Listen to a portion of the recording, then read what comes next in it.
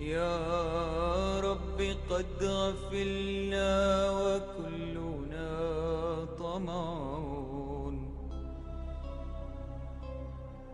في عفو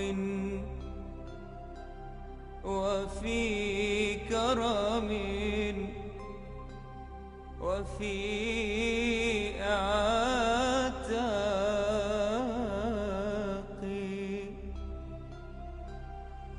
وجنة مع سيد البشر ندعو. Assalamualaikum warahmatullahi ta'ala wabarakatuh. Muka surat 284.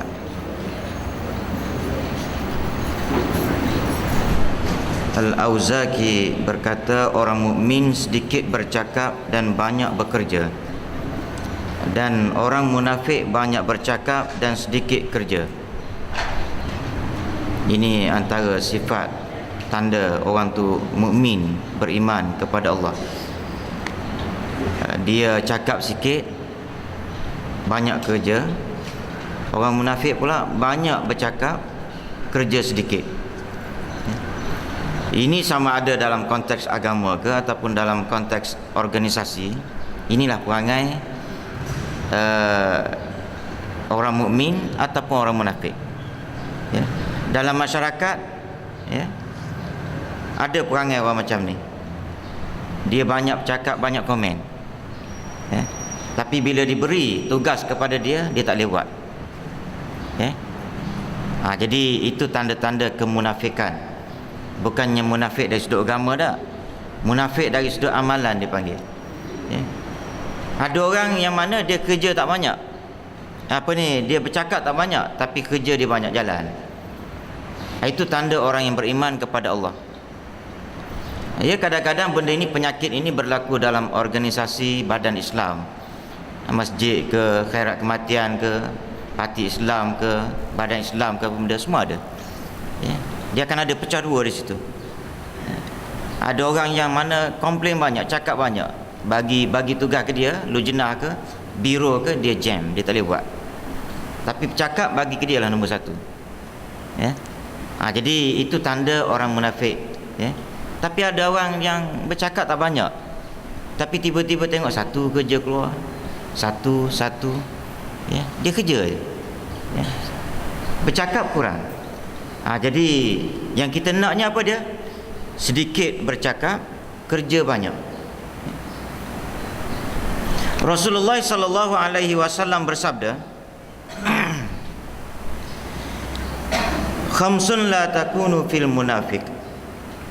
5 sifat yang tidak ada pada orang munafik, ya.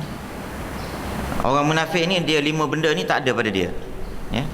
Pertamanya, al-fiqhu fid din. Dia faham agama, ya.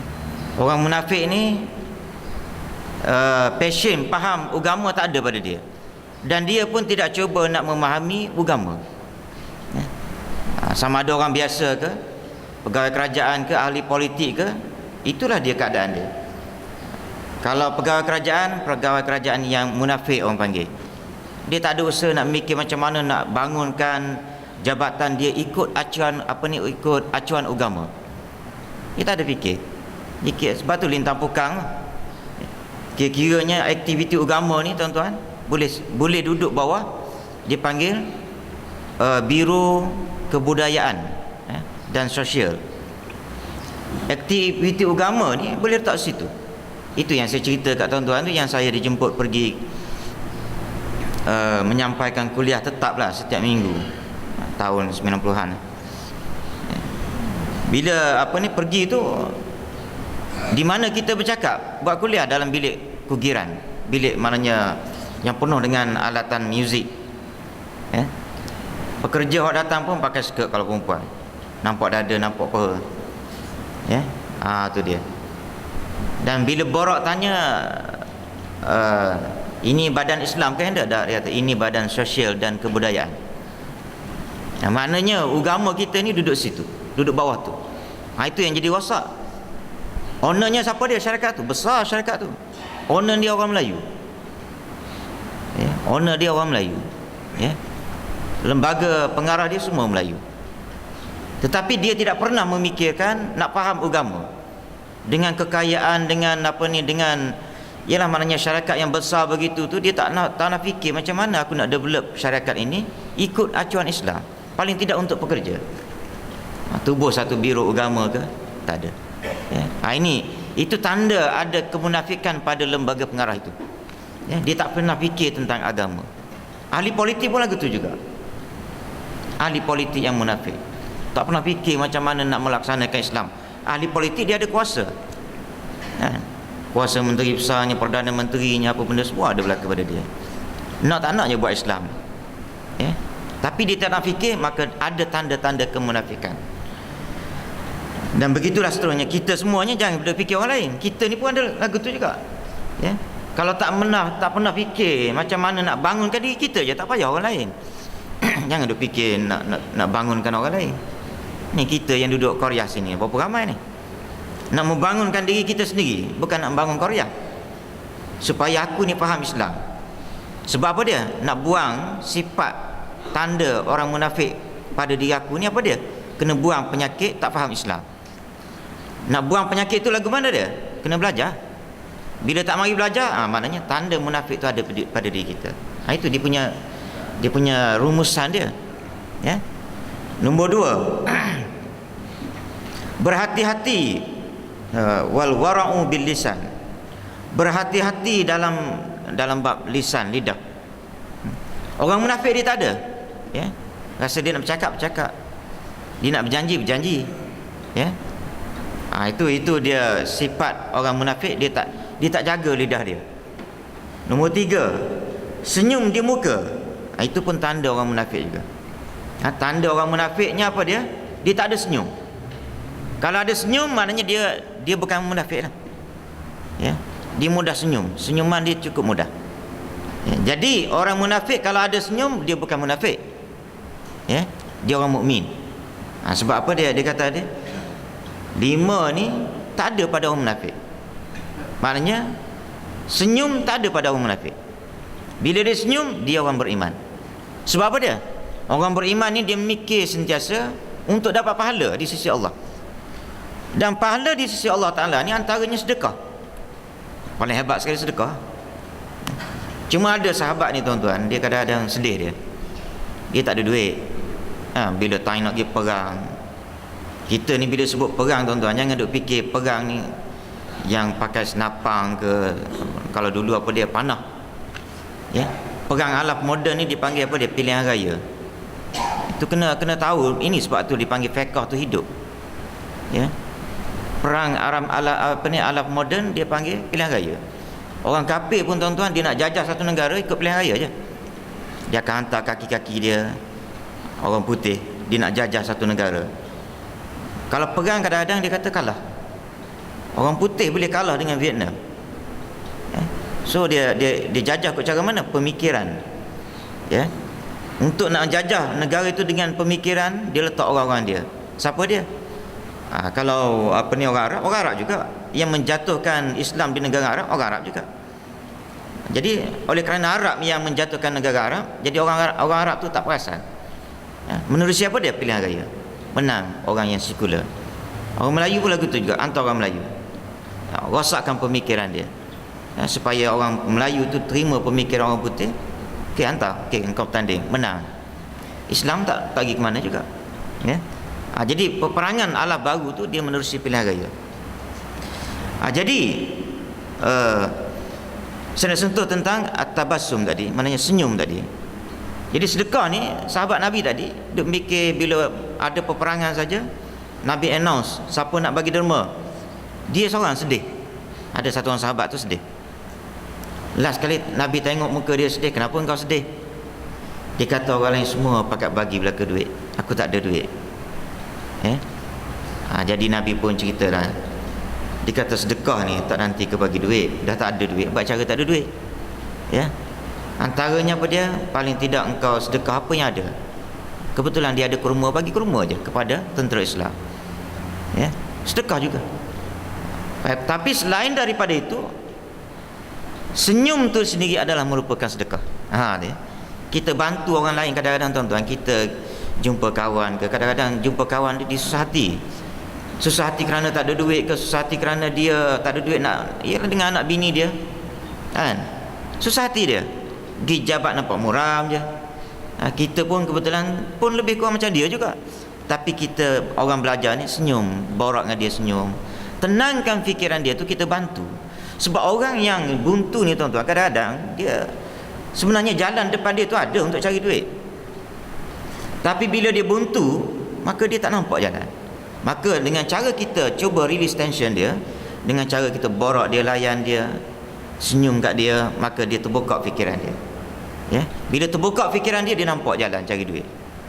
Itu cara nak dapat sedekah tu. Tak nanti kita bagi duit lah. Kalau kita tak ada duit, kalau ada duit kena bagi. Ya. Saya ada satu orang area Gombak ni, saya tak pastilah dia dah meninggal ke tidak. Tapi orang besar. Orang inilah orang pencen yang besar lah dia tu. Tahun sekitar maknanya 90-an juga lah, maknanya saya banyak area Masjid Syakirin. Dia ni tuan-tuan, dia cerita anak dia banyak, dia teramai. Rumah dia besar, saya pergi. Sebab saya bila lepas mengajar tu kadang-kadang dia duduk attend kita punya kuliah. Tengok dia muram, dia sedih. Ya. Sekali tu saja saya Tuan Haji duduk kat mana, dia pun tunjuklah rumah dia dekat masjid ya. Dia kata jomlah jalan, dia pergi jalan. Rupa-rupanya dia duduk seorang je. Seorang je. Ya. Orang tua tu duduk seorang, bini tak ada. Ya. Saya tanya anak dia duduk mana apa semua. Dia kata adalah anak dia semua hebat-hebat belaka lah ya. Jadi kenapa tak duduk dengan anak, dia kata biasalah orang tua. Adalah satu orang anak dia kata yang kira-kiranya boleh duduk dengan saya, tapi dia tak nak duduk dengan saya. Itu yang itu key dia kat situ ya. Ada anak yang orang panggil tak kerja, tak makan gaji, tapi tak nak duduk dengan dia. Ya. Dan dia kaya. Ya, dia kaya. Masa dia ajak tu, dia suruh saya kira zakat dia berapa. Banyaklah zakat dia. Ya. Zakat dia tu maknanya kalau kira yang hak saya kira tu maknanya kiranya juta lah duit dia, juta. Ya. Tapi dia duduk seorang. Ya. Jadi saya ialah boraklah cara agama dari duduk seorang. Dan ada yang tak kena sikit, dia ada satu orang gaji. Tapi orang tua juga. Saya kata haji kahwin je lah dia kata tak nak, dia kata. Tapi dia orang surau husnuzan gitulah, maknanya duduk berdua dengan tu, dengan orang gaji, orang tua juga ya. Tapi saya nak ceritanya dia, bila saya pergi tu, dia suka, dia borak, dia kata datang lagi lah, dia kata ustaz, dia kata. Jadi saya pun kalau ada free, saya pergi rumah dia, borak. Orang tua nak meraihkan, nak menenangkan jiwa dia. Dah kita tak ada kerja, masa tu kerja di Isti Melaya, banyak masa free ya. Baik, senyum tu tuan-tuan adalah sedekah. Dan nur dalam hati, nur, an-nur fil qalbi. Orang munafik tak ada ni. Ya. Hati dia gelap gulita.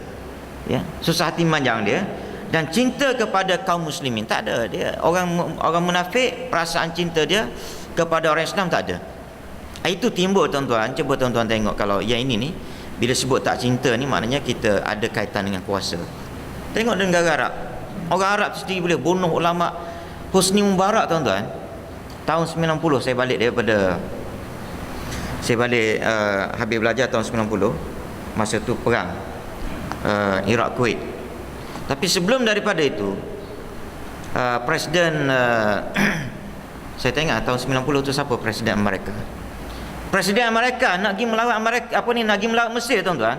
Husni boleh tangkap ulama-ulama kerana takut ulama ni pergi bunuh. Padahal tak ada pun. Tangkap, ribu dia tangkap. Ini orang yang ada kuasa, dia boleh, orang panggil, menyeksa orang Islam yang lain kerana dia takut bayang-bayang ya. Dan begitulah seterusnya pemimpin-pemimpin yang lain dengan sesama Islam. Dia boleh, kata orang orang panggil, bunuh ya.